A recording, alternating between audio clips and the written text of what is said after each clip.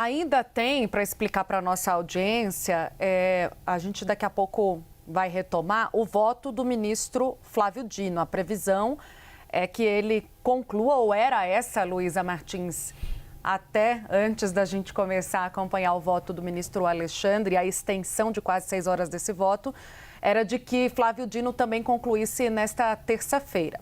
Luísa, nenhuma surpresa, né, em relação à definição dada pelo relator do caso. A gente trouxe aqui uma série de apontamentos e eu queria que você rememorasse para a gente o que foi mais contundente da fala de Alexandre de Moraes. Ele, por várias e várias vezes, chama a atenção, ele discorre não só sobre os episódios, volta em 2021, na tal live, quando ele diz que tudo começou naquele momento, quando abertamente Jair Bolsonaro fez um chamamento, né, sobre as Forças Armadas, críticas ao Judiciário, um ultimato praticamente ao Judiciário à época, ao Supremo Tribunal Federal e ao Tribunal Superior Eleitoral. Chega, é um último aviso ao Poder Judiciário. Forças Armadas nunca faltaram chamamento do povo brasileiro, aspas dadas pelo próprio Alexandre de Moraes. Então, ele fez questão de conectar todos esses retalhos, esses episódios que, para as defesas, são episódios isolados, individuais, são minimizados ali, né, quando eles vão expor, né, a defesa desses réus. E Alexandre de Moraes faz questão de trazer tudo junto, mostrar que tudo começa com 2021, começa a ser confabulado e resvala no 8 de janeiro, sendo o 8 de janeiro o ato final dessa tentativa de golpe. Isso mesmo, Tainá. Boa tarde de novo para você, para o professor Rubens e para o Pedro.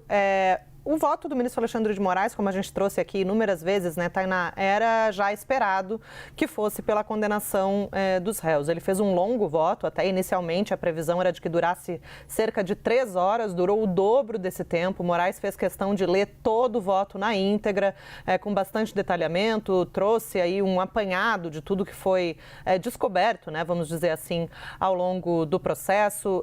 Fez uma série de manifestações bem contundentes, né, a respeito, por exemplo, da estrutura da ABIN paralela, em como o governo Bolsonaro aparelhou as instituições, como a própria ABIN e o Gabinete de Segurança Institucional, para espalhar narrativas antidemocráticas, para inflamar a população contra o Poder Judiciário e também para perseguir adversários políticos do então governo de Bolsonaro. E, além disso, publicizar, ter estratégias ali para publicizar ao máximo os ataques, né, à confiabilidade das urnas eletrônicas, o que não tem nenhum tipo de prova que tenha havido em qualquer momento algum indicativo de fraude no nosso sistema eletrônico de votação.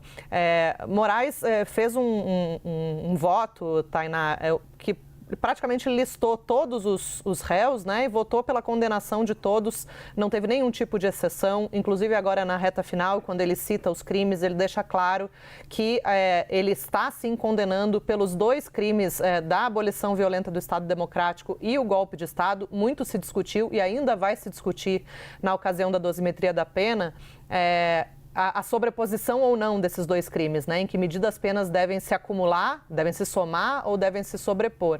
E o ministro Alexandre de Moraes indica que entende que esses crimes devem ser tratados como crimes simultâneos, assim, crimes que são autônomos, na verdade era a palavra que eu queria usar. E aí, com isso, obviamente, ele indica que vai votar